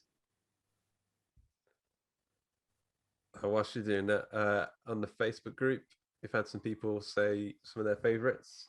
Scott Anthony said he really enjoyed the Fear Street trilogy, also enjoyed Old, although it felt like a stretch to call it horror. Guilty pleasure for Wrong Turn too. Okay. Guilty pleasure, wrong turn. Yeah, it had its moments. Yeah. It ended more times than like Return of the King, but yeah. Phil Turner said I would go with Censor, Werewolves Within, the Fear Street Thing, Last Night in Soho, if that's horror, and Malignant. So we've kind of enjoyed and agree with a lot of those. Stephen Christopher said a classic horror story, was surprising how good it was. I don't even know what this one is. Usually Netflix is formulaic or generic, but that stood out for him. Candyman, Antlers, Manor. Stephen Christopher's seen so many I've not seen. Army of Thieves, which was a sequel to Army of the Dead, and Halloween Kills were a good time, so we enjoyed that one. Don't Breathe 2 and Conjuring 3 were disappointments for him. He didn't see Lamb, Purge, Old, or The Unholy. Malignant was his favorite of the year. It's not what James wanted, but was what he needed in a horror movie. It's what James Wan got. Yeah. And David Nesbitt said, not being the best year. I think Wrong Turn might have been his favorite. Fear Street Trilogy was surprisingly fun too. So yeah, I guess we should do our disappointments of the year. Yeah, we've got some others to go through. So we've gone to the highs. So congratulations to just recap for everyone's number one then. So my number one is Censor. Your number one is Come True. Come True. And Ben's number one was Last Night in Soho, right? Yeah. So yeah, some great movies. Applause to all those people that made it. And you know what? I think overall, before we go on to the disappointments and the other categories and so on, a good year for horror or a bad year for horror? It's super difficult to even think about because what did we have last year? What was our favorites last year? Do you know? Now you're asking. You know what, Luke? Easy. Last year, best movie, Psycho Gorman. Ha! Done it. Yeah, I don't know what, but I'd say, I mean, looking at the films that I've got here, it's been a pretty great year. I mean, Come True, Malignant, Psycho Gorman, Censor, Last Night in Soho, Empty Man, VHS movie we got, Titan. We got so much cool stuff actually. Yeah. And it's such a varied list as well. A good year for horror. You've got your Arty Farties, you've got your Malignant, you've got your anthology film. You got it all. Anything you want here. I would say the big winners here were new ideas, new IPs, new revisits to some old favorites that have been dormant for a while. The ones that will suffer, and a little bit of sizzle of what's going to come up in my disappointments list, and I would imagine for you as well, perhaps some established franchises took a few missteps in this one. You know, the fact that The Conjuring didn't hit our top fives is, either telling of the quality there of the other competition, or just how maybe we need something a little bit more punchy to hit those top five lists from that series now. Yeah. Should we hit some disappointments? What was disappointing you this year, Luke? Mortal Kombat, was that this year? Yeah, it was this year. I don't know. I actually feel like that would be a dead easy adaptation to make, and people would really enjoy a proper Mortal Kombat movie that has the tournament and also is a bit soap opera-y. I think people enjoy the soap opera-ness of Mortal Kombat. And this film, I don't know why it chose to do I know why it chose to do some of the things it did. They even said they kept asking themselves, what would a Marvel movie do? And I feel like using the arcane or whatever you call it, like the little tattoo, kind of those sort of choices, and adding this new character in, it just kind of detracted away from what's good about Mortal Kombat. Mortal Kombat is like a ragtag of people who are strange and unusual, who find a place for themselves, and they all come together to scrap in an interdimensional tournament to save the planet. How hard is that to do? Yeah, it should be incredibly easy. I mean, they got it right the first time. They could have just done that, but better and with a bigger budget. If you did that with bigger budgets, and if you got the original Mortal Kombat and then you went on to employ the best martial arts stunt coordinators in the world to do your fight choreography, and you give the actors time to train for it, then you've absolutely hit the jackpot with it. Yeah. I think the thing that they tried to do was they tried to, in some portions of it, to take it down, and they take out some of the flamboyance, and they took out some of the things that were over top. I want Scorpion to shout, "Get over here," and fire like a big harpoon out of his face. I want Shang Tsung to say, "It has begun," on his big boat, and scream flawless victory and Mortal Kombat and things like that. Like the thing that leaned into it the most was, and the best characterization of it was Kano. Kano was great. Kano was great. Like It had some Kano was good brilliant in it. elements to it. Yeah, The fatalities was pretty amazing. Like yeah. Kung That Lao the one. Kung Lao one was brilliant, Yeah, but yeah, it just missed the beat on so much. Like for me, the big character parts as much as the guys did the best. Like I want the Raiden and the Shang Tsung. They were the hugest characters in the first one, and both of them were quite quiet and softly spoken in this one. yeah. It's I don't know, and they didn't even go to Outworld in this one, did they? I don't think. No, So yeah, yeah, missing a trick there. Got yeah, to go to and Outworld. just bring people, like bring characters, and you haven't got to save all of your characters either. Don't just do one new character that is going to be like, either bring in a ton of random characters who, Yeah, like a slasher movie, you know loads of them are going to get killed. Bring in loads of generic like army dudes yeah. and other characters that can be Fodder. quickly dispatched. Or you're writing a thing about an interdimensional fighting tournament. Kill people off and find ways to bring them back to life. That's fine. Yeah, yeah, exactly. Yeah. I'd be curious to know what they did for sequel. I feel like maybe they could take some of the good things here and kind of work them towards a better sequel. We'll see. What about you? What's Yeah. on your disappointment list?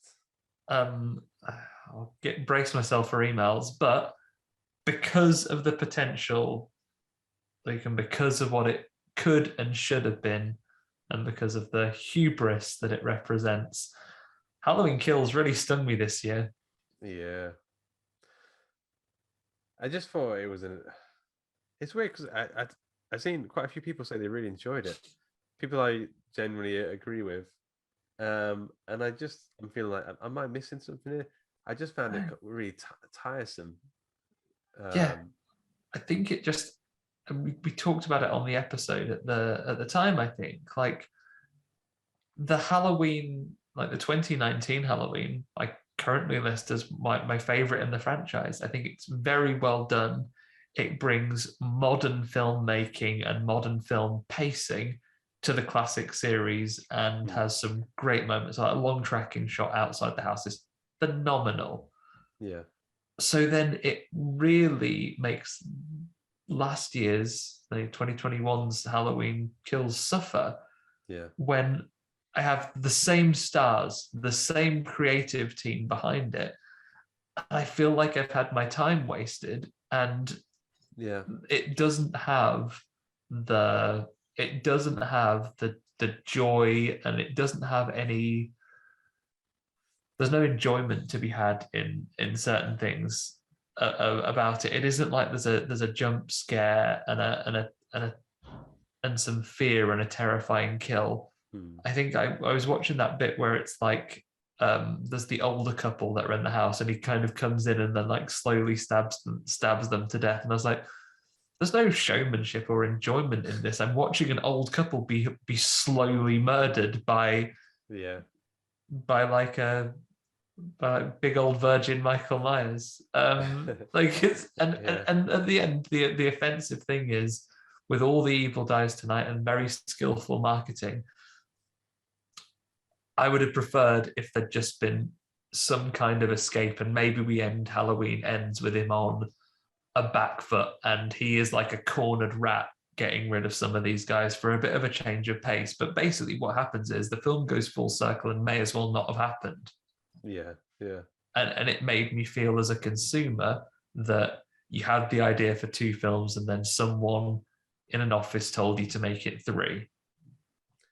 If the 2018 one felt really free of constraints, and they just managed to tell a really tight little solid little film, perfectly put together, and it feels like when they went into this one, they set up too many constraints for themselves, tried to make it all work with all these extra elements to make it all interesting with the Evil Dies Tonight stuff and the social commentary. But it becomes a bit of a jumbled mess by the end of it, and becomes just, I don't know, just a bit boring. Just the kills are kind of fun; they're always fun, but just the overall story, it didn't have that proportion that I don't know. It's like quite long. Was it like 2 hours maybe? Or Yeah, did it it's feel that quite long. It's reasonably long. I'll check, but like, and as well, like, surely your big thing, the thing that you market on, the thing that you're selling against, and I imagine the thing that you're selling when Halloween Ends comes out, is that it's Laurie Strode having a fight with Michael Myers, and she sends the whole film poorly in hospital. Yeah, yeah. Well, yeah, I'm sort of excited about Halloween Ends. Be Oh interested to yeah, see I what mean, they do with joke's it. on me. I'm going to go and see it. Yeah, yeah. Um, I feel like a few people would agree with Halloween Kills as a disappointment, but I think even more people would agree with Resident Evil Welcome to Raccoon City as a disappointment. Oh yes, yeah, I would imagine so. What were your thoughts on this, Luke? Remind me. Um, I think I remember being annoyed really at the writing level, at the script level, like Yeah, that oh hello Jill Valentine, my name's Chris Redfield kind of writing, and the as you know, this guy is the head of as the you know, is the one, isn't operation. it? As you also know, this is a place that we should not go. I don't know, and also they're trying to cram two films into stories into the one film, just like basically just having two amazing locations, the police station and the mansion, basically just having one room in like two rooms in each and not really exploring or spending any time at all building atmosphere.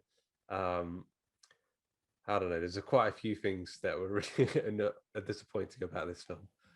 Yeah, like What I about you? could, without repeating the ones you already said, Luke. I think the it's the rushing through things that did it. Like literally, I don't understand why it's like, oh, Raccoon City will be destroyed by 6 a.m. and then like basically every so often, then like boom, there is a cut to black and another hour has passed, and it's like, Yeah, well, just make this in real time or do something else. I don't understand. Like what's going on? It feels like there was an unfinished script. You're right. The collection of the right and the characterization really struggled as well, which I hasten to add is nothing to do with with casting or anything like that. I think the casting is fine. I do not care what yeah, these characters look like necessarily. I do not need Leon S. Kennedy to look like my friend Tom's younger brother Rob in the 90s with his curtains and it to look like that. I don't need it.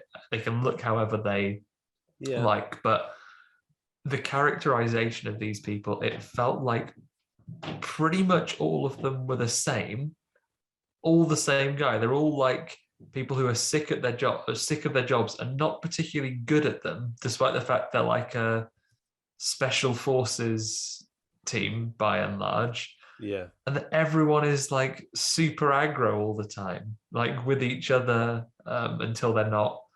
And yeah, it, it did feel like super rushed. And for the money you're spending on these things, I mean, you do work as a, you know, you do more work as a writer and have got things published more than I have, Luke. I know neither of us have Hollywood scripts published, but I imagine of all the things you spend money on, your script is not your script writer is not the guy that's getting the most money. So that is the lowest expense of everything. So it is something you could probably afford to just have another run at and get a little bit better. Because oddly enough, yeah, I think you could have done a script that was less heavy on effects and probably would have been cheaper to make, but you could have got yeah. more scares out of it with some very skillfully written scenes. I think it's written and directed by the same guy. I wonder what the editing process was in the sense of who was in front of him to say, "Hang on, this isn't. You shouldn't have the as you know sentences in Yeah, no, dialogue. as you know, As you know, Johannes Roberts, you shouldn't have those sentences in scripts because it's expository, and really don't and he'd be people like, don't talk "Oh, like that." as I do know that, so I guess I have to Yeah, take them out." Yeah, but again, I don't want to be. I mean, I don't know why I'm too worried about being harsh to Hollywood filmmakers who will certainly not hear me say this and probably been paid enough not to care. They got to make the movie, but I did feel, in its defense, that like I felt like the people making it, at least most of them, Oh yeah, did like Resident Evil, and they did want to make the a production good design a is good film out of amazing. it, and that's why they spent that time making those things. I just wish they'd made less of them and did their best in doing, like, you make a Resident Evil movie and you've heard people clamoring for a more direct adaptation of the stories of the Yeah, of the games. Take that it on doesn't board. mean just on a surface level. It means on Yeah, the yeah, tonal do level. Yeah, do do all of it. I would even be tempted to say make a ridiculous B movie if you want to, that is that leans into that. Give the makers of Psycho Gorman a Resident Evil IP yeah. and see what they can do with it. Um, I would. I'm not against watching more Resident Evil, but Mm. I'm not sure I'd have any expectations of it. I think it's a huge victim of the fact of, don't try and say, right, if I only get one chance to make Resident Evil, I want to make sure I cover my favorite bits from both my two favorite Resident Evil games. Again, a little bit of restraint and a little bit of control here would have been Yeah, I want to make the best Resident Evil one game.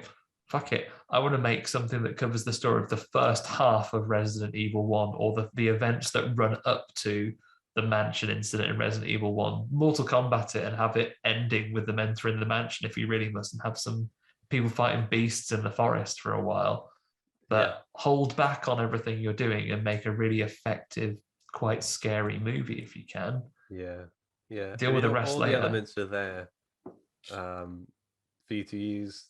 You just didn't need to use all of them. You can do anything, Joan Roberts. You can't do everything. Yeah. Someone This is commented this that. is this is the situation. Well, this is a film version of when someone's just got a big box of Lego and they Yeah, get in there, and it's not like a set of Lego, but you've got a space station that's been built onto a fire engine, yeah, and you've got like knights in space, which is what my Lego used to look like. But you know what? I wasn't asking people to go and watch a film of that, was I? That's just a yeah, kid playing with yeah, Lego. yeah. Any other disappointments that you can think of? Let's have a look here. Yeah, one more. Not so much for the film and the expectations of going to see it, but for the talent behind making it. Demonic. Do you remember that ordeal? That was the film I mentioned we watched the week before Werewolves Within, and Karen was like, "What are you watching?" Yeah, I've mostly forgot about Demonic. I don't know if I'm that disappointed in it because I don't know. I just didn't have high expectations for it. So in some ways, it actually surpassed my expectations. I don't know Surpassed your why. I don't expectations. know why. I think I just heard a lot of bad stuff about it, and Lawnmower Man horror never tends to go too well. Although those scenes I actually really enjoyed. It was the other stuff that I didn't enjoy so much. Yeah, I didn't have any problem with the graphical representation. I think we made a little bit of fun of it, but Mm. again, I think we can lean into the writing. This is the one where Ben gave his famous scathing review. It's like nobody is any good in the in the in the thing, but like Yeah, this is what, again, one, like, I think when I think of Mal Blomkamp films, I think of his generation and of the at the peak of his powers, some of the most notable conceptual, visually striking, kind of grungy, gritty sci-fi stuff that we saw in years at the time, right? yeah, Like, of note, particularly, District 9, of course. And then I know Elysium and Chappie have their fans as well. He's done some other short films and conceptual stuff, which has been very well received. And Demonic, on its surface, had things going for it, and I think it comes with expectations of that creative team, mhm, that you're going to see something that was striking. And I think there was potential there, which is why it was a disappointment for me. I think you could have done something interesting with that, but it just required too many logical jumps for us to follow along with the story. Like, come in and see your mom. I don't want to go and see your mom. Oh, well, you haven't seen her for years. Come in and see her. All right. You've got to go and see her in this virtual world now. Okay, I guess so. Ha! I've just come into this virtual world one to tell you you're a bitch. Oh well, I'll see you tomorrow though, because I will come back again. Yeah, there were so many like logical jumps there that there could have been other ways to deliver, and we could have done something a little bit more with the story. It could have been more. Yeah. Okay, How about so you? no, that's all my disappointments. You've not been disappointed by anything else. That's good. No. So notable TV and games, and probably other media as well. Comics Yeah. or anything. Is there anything that's Let's throw the big one out, shall we? Notable TV for the year. Midnight Mass was great. Yeah, if that was like on the film list as well, I think it would have been placed pretty highly. Don't know where. Yeah, same. But I just gobbled up Midnight Mass so quickly and enjoyed just about every single little morsel of it. Even the stuff where people were doing monologues for way too long. I just enjoyed it. I just think it was kind of lovely and Yeah, yeah, like great small town horror. I think we spoke about it. Some of the monologues you could take them or leave them, but by and large, I just really enjoyed it. Incredibly, like beautifully made, very well crafted, very deliberate, very nicely paced horror series. I just really enjoyed it. Yeah, yeah. Should have a quick look for horror games for 2021 to see if there's anything I've overlooked. Well, I've got Resident Evil Village. Of course. Yeah. Resident Evil Village and Little Nightmares 2. Okay, I've not quite finished Little Nightmares 1 just yet, so Little Nightmares 2 have not started. But Village, we've all finished Village, right? Yeah, everyone's finished Village now. There's the House being Eventi, whoever it's called. I just thought it was amazing. That was great. Terrifying. Almost to the point where it's that kind of terrifying where you're like, this is too much. I'm not having fun now. But when you manage to get through it, it's such a great feeling. Yeah. I did not like being chased by that big god baby. He was no good. Yeah. And the sounds that were coming out of its mouth and stuff. It's very he was Silent awful. Hill, which I really enjoyed. Yeah, that's very Silent Hill horror in that relatively short section. I liked the variety that we got from Resident Evil Village. It was a lot of fun. Yeah, I prefer Resident Evil 7. I prefer the tonal consistency of that one. Yeah. This one they were going for the fun house of horror kind of vibe, where every different section was a different type of horror, and they completely succeeded in that. But I prefer more scares generally, because this one was more action horror fun, which is fun, which is kind of fun. I actually really enjoyed. When you're on the roof of the Castle Dimitrescu, and you're shooting down vampires, shooting down those big vampire dudes. Yeah, that was fun. I was like, it looks like a proper Hammer horror style castle. This like it's really got that vibe to it. I thought that was awesome actually. But I would prefer something to be a bit scarier all the way through, whereas this didn't feel very scary that much, apart from House being Eventi and a few. Yeah. You are right. Like I think Resident Evil 7 maybe maintains the horror element of it for longer in the game, but it's always the thing of Resident Evil games, right? That there is always a point in those games where you become, and it happens in Resident Evil 7. It's just slightly later in the game. I'd say it's by the time you're at Lucas's part where it's like Saw basically, and he's setting up traps for you and stuff. At that point, you're pretty handy. You've got a grenade launcher. The traps kind of slow you down, but when monsters come to fight you, it's like, well, I can deal with that. That is where Resident Evil games struggle to maintain the fear. By the time you've got some more heavy weaponry and you're not visually shocked by the appearance and movement of the monsters, and they're just a challenge to overcome, then you can't maintain that same level of fear. Resident Evil Village did really well was that feeling. It's right at the start where you enter the village and you're suddenly like, you're in like a little cabin bit, and there's a load of werewolves coming at you from all angles. Like there's some Yeah. breaking in through the windows, and you're trying to like close bits of wood or like push things in the way. There's like stuff like you're crawling under the floorboards, and there's like some appearing out of different places.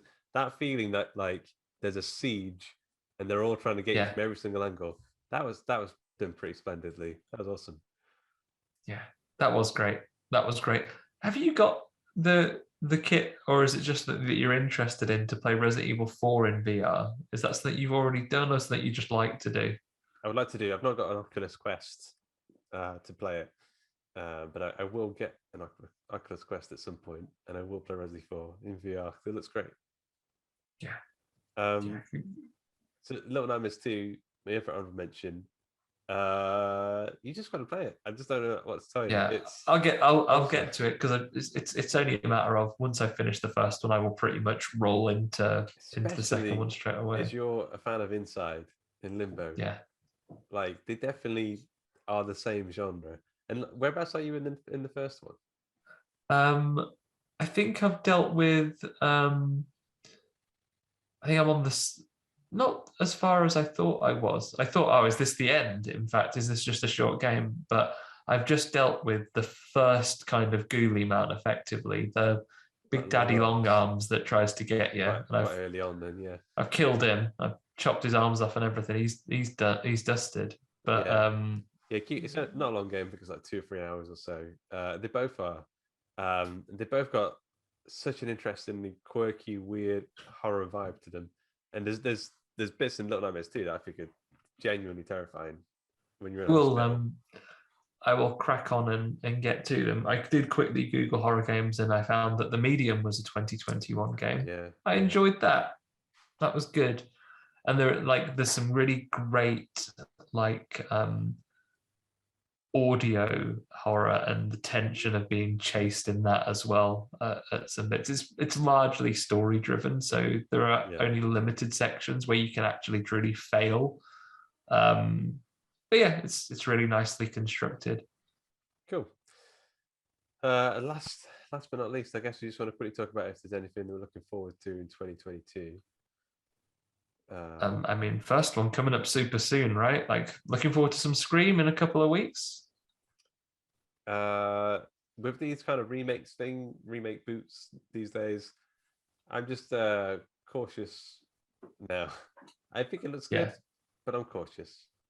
After the Matrix and sequel to the Halloween Kills, I don't know, I'm cautious. But I'm definitely looking forward to it.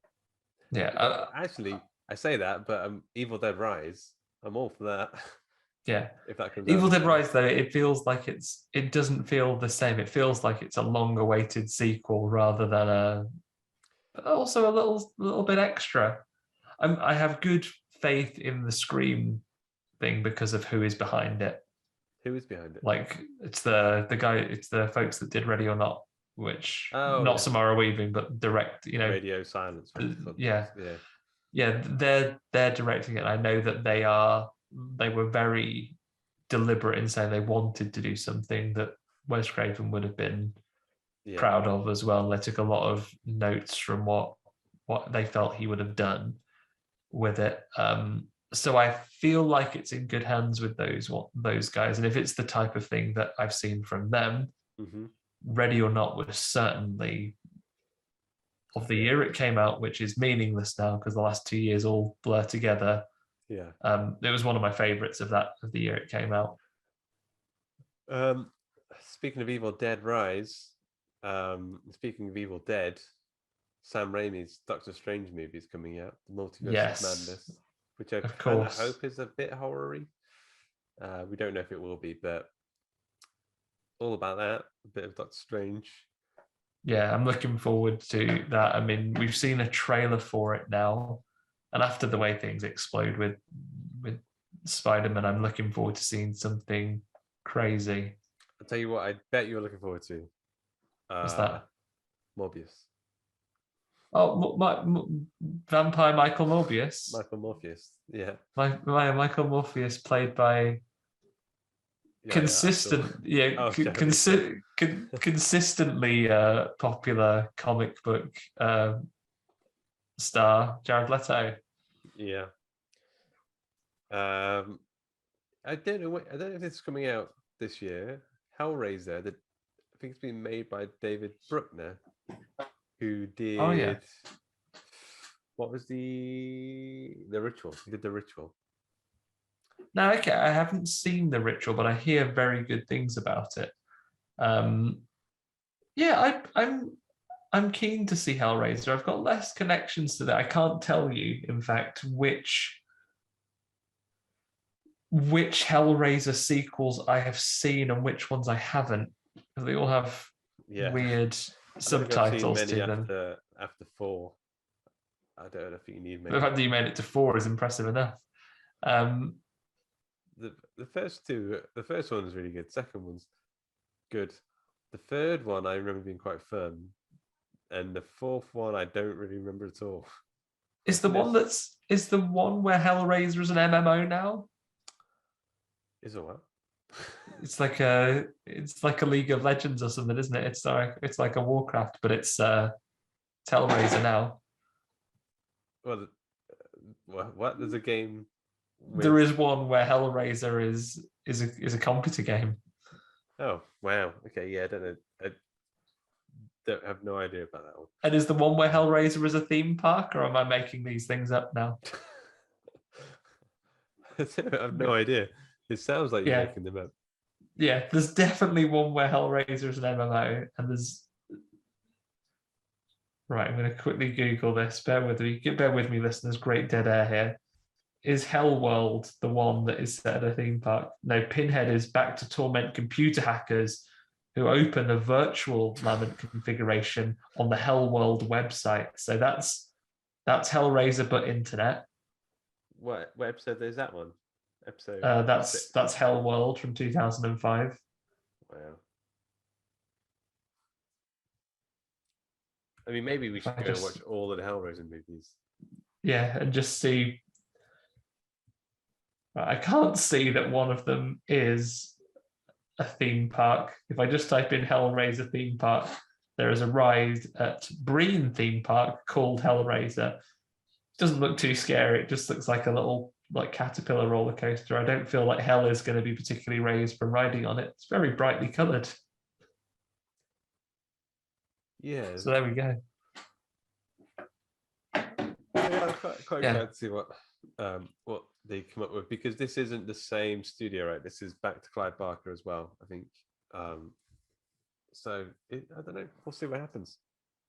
It's back to Clive Barker, and we've got a new Pinhead, right? A female Pinhead. I think some people were angry about. Oh, people will be, won't they?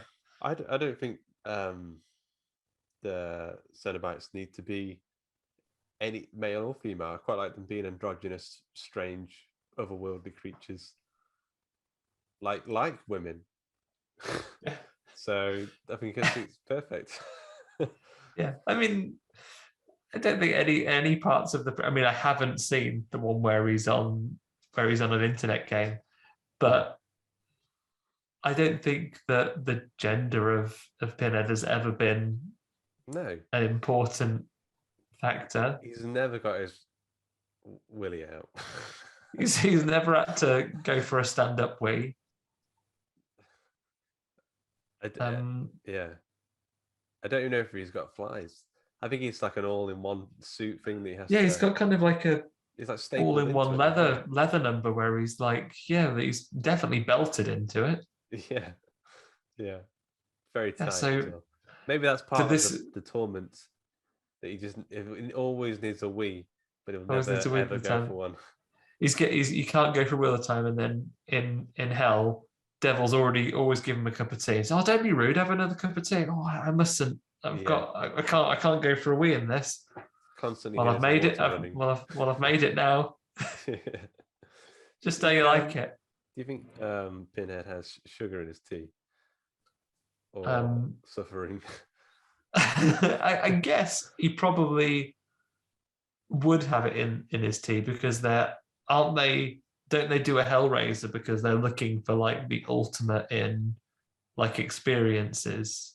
So he probably wants to put everything. He probably wants to try everything you can have in your tea at least once. Cream, sugar, milk, maybe a bit of honey. Coconut milk. Who knows? Ooh, yeah. Yeah. And he You want to tries them feel- all, and it's too much, and he's overloaded on experiences. He's got Exactly, all yeah. sorts in this tea. He wants the good and the bad experiences, but to the max. So like, he wants to be tickled so much that it genuinely hurts. That it bruises his ribs. That he erodes them away like water in a cave system. Yeah. Oh, I really like sugar in my tea, but I've had so much that it's given me a right tummy ache. Yeah, the tummy aches that he's experienced in his lifetime, you cannot even believe. Hellraiser feels too poorly. Because he's having these experiences, like the devil's probably cooking him his favorite tea. But because of these experiences, he probably snacks too much on the built for it, and he won't want it when he's there. He'll be like, oh no.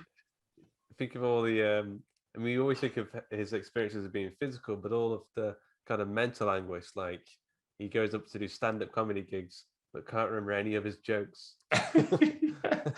Or like he gets bearing in mind as well, now that we know that Hellraiser he plays video games now, he plays something that's got like a really